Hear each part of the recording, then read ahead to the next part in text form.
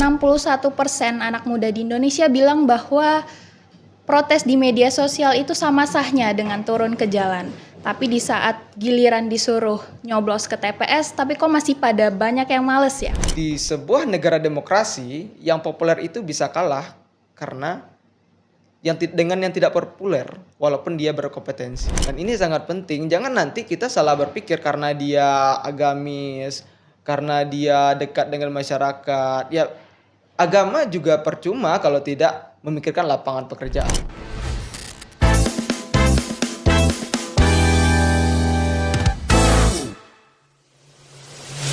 Assalamualaikum warahmatullahi wabarakatuh.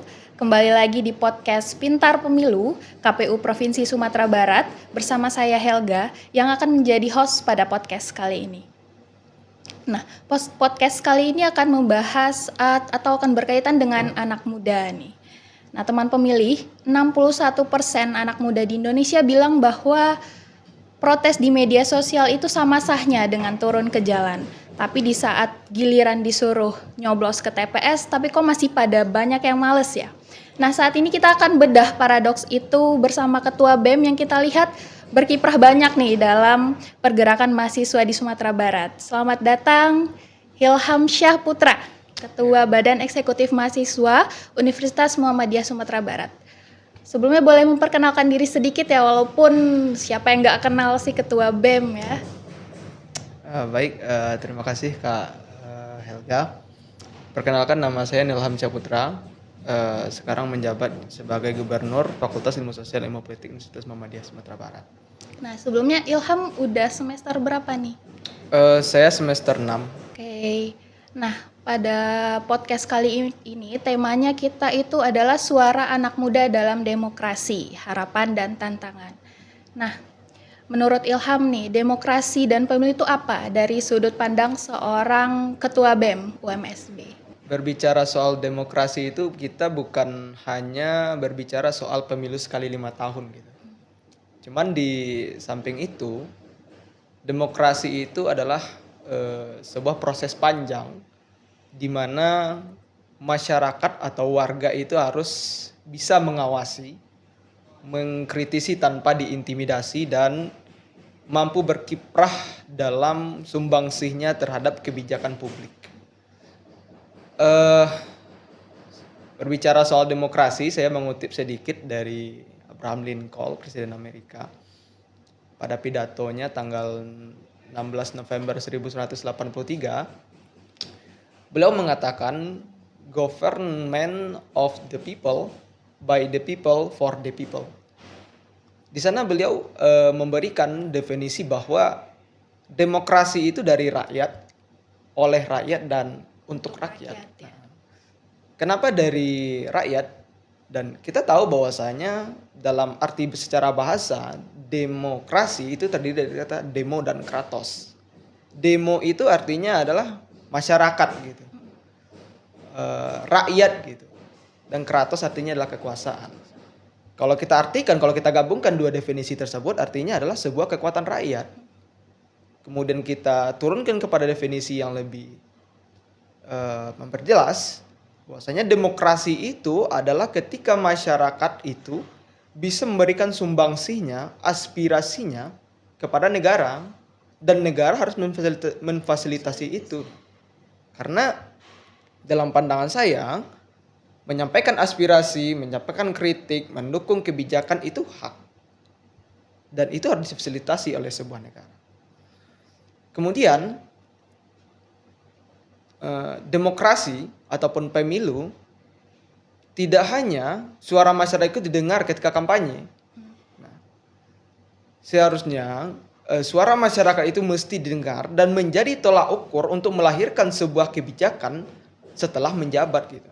Cuman kalau kita merefleksi pada saat ini, banyak terjadi yaitu janji-janji politik yang hanya sekedar janji gitu. Faktanya di lapangan faktanya tidak itu. sesuai gitu. Benar. Dan itu yang membuat masyarakat kecewa, dan pergerakan-pergerakan kaum muda, mahasiswa, dan sebagainya. Ya pasti Ilham sudah banyak sekali pengalamannya ya di bidang demokrasi dan pemilu pun yang ada di universitas. Untuk sekarang ini kalau kita lihat fenomena pemilu khususnya di kalangan anak muda, khususnya milenial dan Gen Z ya, kebanyakan itu apa ya, FOMO, fear of missing out ya, pasti tahu lah ya. Ya, Nah, kayak kita lihat khususnya di Kota Padang itu sering sekali ada yang namanya tren. Kita kenal sekarang tren tuh nongkrong estetik atau betul, betul. cafe hopping. Nah, itu kan lebih ke apa ya, budaya ikut-ikutan Ya. atau mungkin ada yang viral, ada hal yang viral ikut-ikutan seperti ya ikut-ikutan nonton konser nih, nonton ini, lebih ke budaya-budaya ikut-ikutan itu sendiri nih, kalau pola pikir yang ikut rame-rame itu tanpa riset, ini ke bawah pas nyoblos nih, kira-kira dampak ke kualitas pilihan kita di pemilu itu seperti apa nih menurut Ilham? Berbicara soal FOMO ya, itu kan sebuah fenomena sosial yang terjadi pada Iya. era digital gitu. Saya ingin mencontohkan seperti ini dari fakta sosial. Contoh saya ingin mengambil studi kasus di bidang cryptocurrency misalnya. Oke. Banyak daripada kita yang FOMO membeli sebuah aset karena mereka melihat ada influencer yang menyarankan beli aset ini, ambil aset ini, tanpa memahami fundamental secara dalam gitu, Iya. tanpa memahami substansinya gitu, sehingga kadang-kadang ketika aset itu tidak berkembang, aset itu tidak maju, sehingga mereka menyalahkan influencer itu sendiri ya, Iya. tanpa berkaca pada diri mereka sendiri. Padahal kita tahu bahwasanya sebagai kaum akademisi, anak muda yang memiliki daya pikir nalar yang kuat gitu, kita harus mesti cross check dulu gitu. Apa resikonya, bagaimana dampaknya, setelah ini apa gitu. Nah, itu yang sangat penting.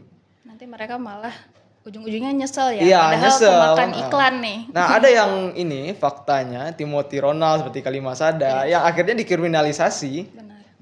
dilaporkan ke Polda Metro Jaya karena persoalan cryptocurrency. Kemudian apa korelasinya dengan politik misalnya? Nah, ini sangat menarik sebetulnya.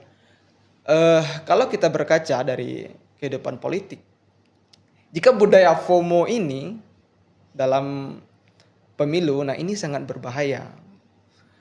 Karena yang ditakutkan nanti adalah popularitas kalah dari kompetensi. Benar. Nah, Plato itu pernah berkata bahwasanya kalau di sebuah negara demokrasi yang populer itu bisa kalah karena dengan yang tidak populer walaupun dia berkompetensi. Nah, itu penting sekali.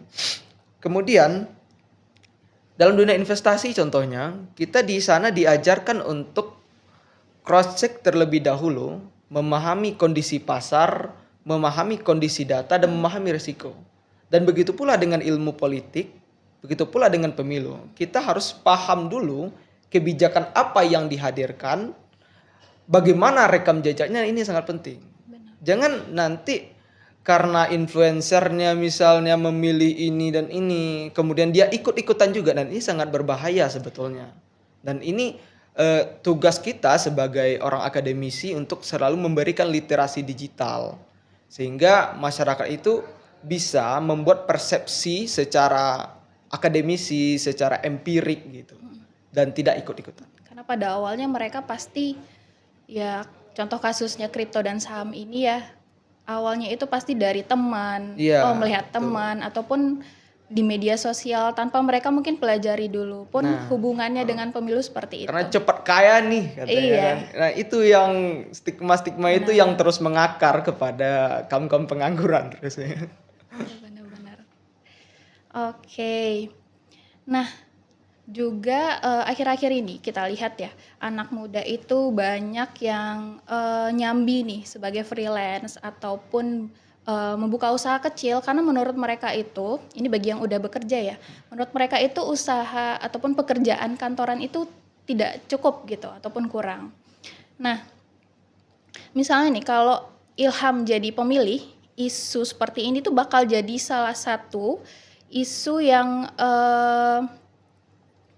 bakal dicek lagi dari program pemilih yang maju di pemilu, atau jangan-jangan banyak nih pemilih muda yang nyoblos tanpa pernah baca visi misi soal ekonomi dari dari calon yang akan maju tersebut, atau mungkin ada isu lain nih yang dijadikan oleh anak muda sebagai acuan untuk memilih.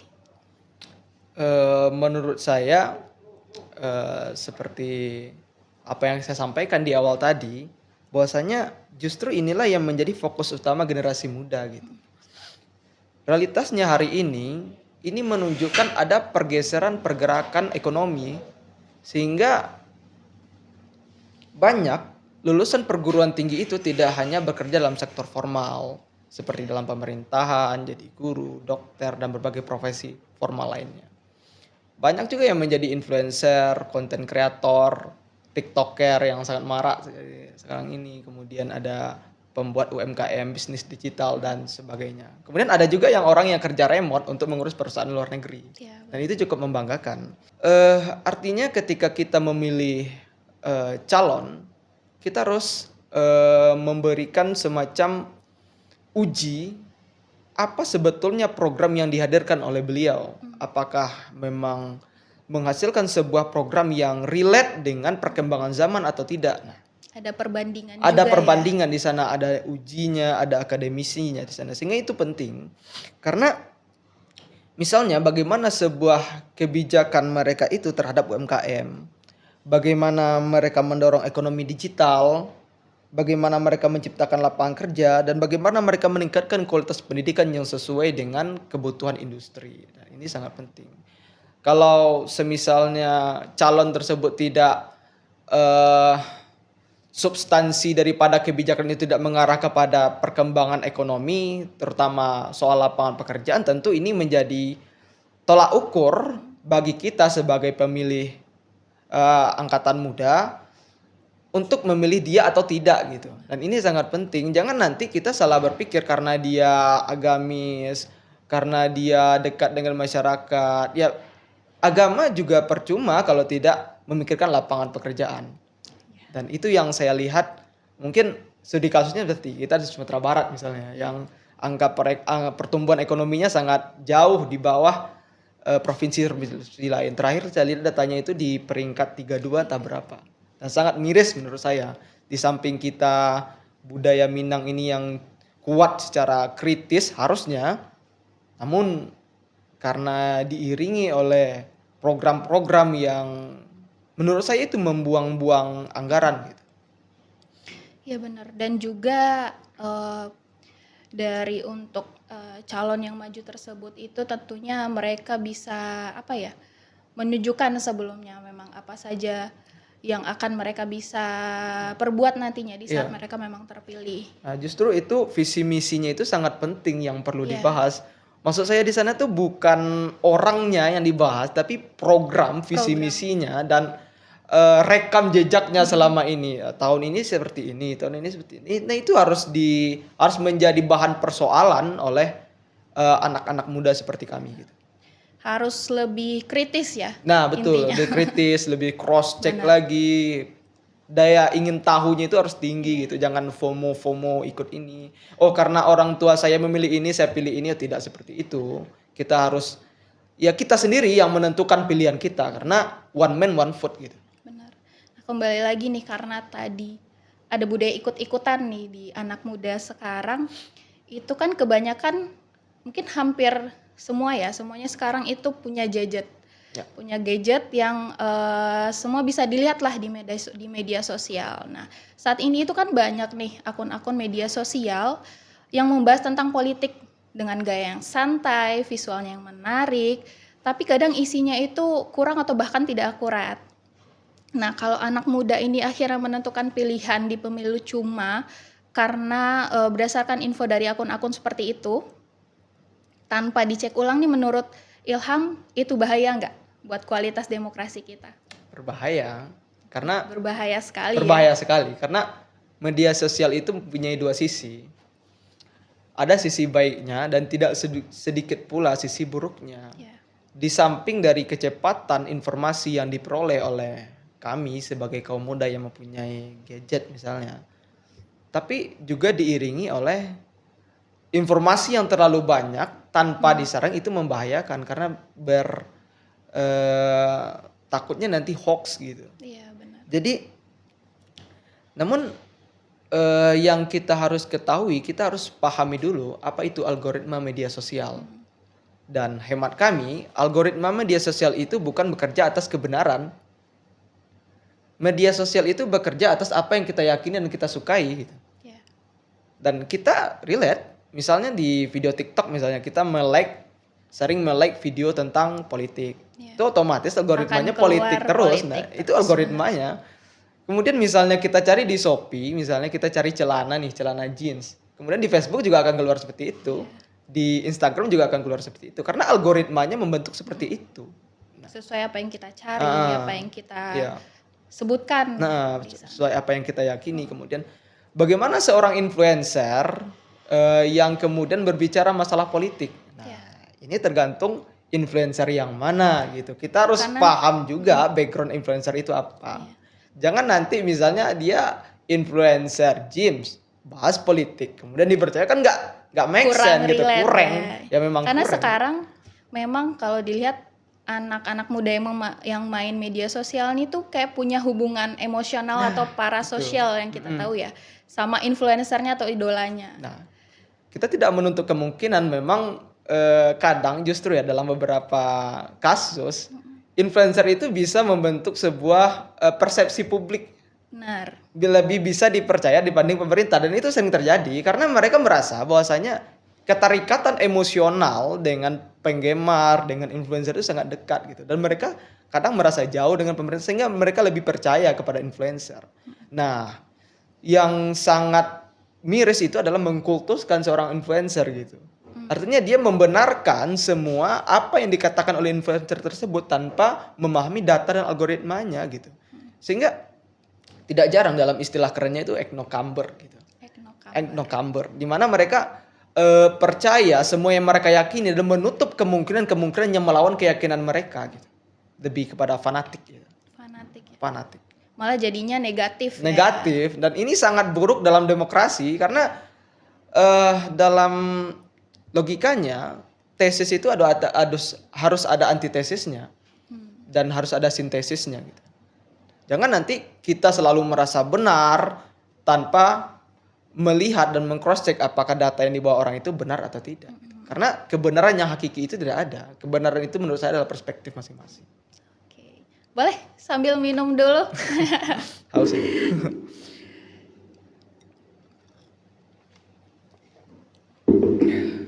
Oke, ini kita kembali lagi soal influencer tadi nih. Atau lebih ke bisa dibilang kalau orang yang benar-benar udah fans sampai fanatik itu kan nggak baik ya jatuhnya. Baik. Cuman kadang sampai yang kayak di saat influencer tersebut, ini hubungannya dengan pemilu ya, di saat influencer tersebut memilih satu sosok atau satu orang, nah itu nanti mereka juga akan ikut-ikutan tuh, kebanyakan seperti itu. Ini pertanyaannya berkaitan semua ya, persoalan FOMO dan influencer. Nah itu kan seberapa besar tuh itu pengaruhnya bisa langsung untuk menggeser pilihan tuh pengikutnya di TPS? Sangat berpengaruh menurut saya ya, karena yang pertama ya seperti yang saya ucapkan tadi, kedekatan emosional dengan seseorang itu akan cenderung lebih mempengaruhi daripada yang formal gitu, sehingga berkaitan dengan tadi, influencer itu bisa membentuk sebuah persepsi publik. Ya. Seperti siapa ya, Ferdi Irwandi contohnya, sebuah influencer. Kemudian masih banyak influencer-influencer lain yang dapat mempengaruhi persepsi publik. Karena ya kembali lagi saya ingin mengatakan bahwasanya tidak, influencer itu hanya seorang manusia gitu, bukan malaikat yang semua perkataannya itu betul gitu. Maksud saya di sana agar nanti kita sebagai mahasiswa ataupun kaum muda harus yang dikaji itu adalah program gitu. Apa isi pikiran orang, bukan orangnya gitu. Jangan nanti kita menutup diri dari segala kemungkinan yang melawan keyakinan kita gitu. Sehingga demokrasi itu menurut saya harus heboh gitu. Bukan satu orang mendominasi gitu. Maksudnya semua orang itu harus mempunyai hak yang sama untuk menyampaikan aspirasinya. Iya. Nah, gitu kan.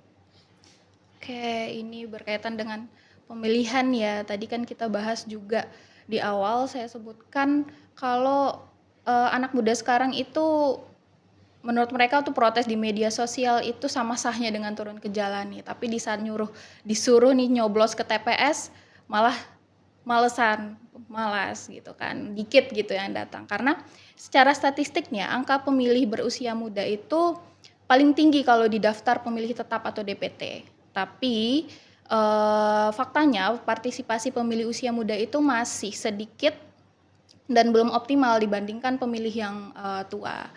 Nah, itu menurut Ilham nih, kita minta advice-nya. Bagusnya itu KPU, khususnya KPU Provinsi Sumatera Barat, itu bikin hal seperti apa supaya pemilih muda itu tertarik. Supaya bisa viral, ngalahin viralnya hoax tentang pemilu. Pemilih muda itu sukanya penyampaian informasi yang seperti apa? Ini persoalan apa yang disukai oleh kaum muda agar tertarik. Benar. Gitu. Kalau kita berangkat kan kaum muda sekarang tuh lebih suka terhadap hal-hal yang menarik, terutama itu politik gitu. Mungkin saran-saran yang perlu, ini dari saya pribadi nih ya. Yang pertama tuh kita kaum muda itu sangat suka dengan sesuatu yang bersifat yang relate dengan kehidupan masing-masing gitu. Dan itu sangat make sense menurut saya karena misalnya di IG ada quote-quote yang sangat relate dengan kehidupannya centang gitu. Di repost di like. Nah, itu sangat penting karena keterikatan emosional itu akan membuat orang lebih bersemangat dan lebih bergairah gitu. Dan itu yang saran yang sangat penting sih menurut saya. Kemudian memberikan peluang yang lebih besar untuk mendapatkan informasi yang lebih luas. Oke, misalnya membuat konten yang pas lah dengan selera anak muda gitu. Bahkan sering itu kadang kontennya itu tidak terlalu menarik ataupun terkesan maksa gitu. Atau kebanyakan tulisan dibanding gambaran. Nah, itu kadang yang tidak membuat kita kaula muda itu kurang tertarik. Bukan tidak tertarik, kurang tertarik gitu. Iya, karena sekarang semua by handphone ya. By handphone. Dilihat langsung. Oke. Mungkin cukup obrolan kita hari ini. Gimana, Ilham? Ini bukan pertama kalinya datang ke KPU Sumbar ya? Kalau dihitung sih udah kedua kali. Udah 2 kali ya? Tiga kali. Baik, mungkin teman pemilih, penjelasan Ilham terakhir itu menjadi penutup untuk podcast Pintar Pemilu kita kali ini. Sampai jumpa di podcast Pintar Pemilu selanjutnya. Assalamualaikum warahmatullahi wabarakatuh.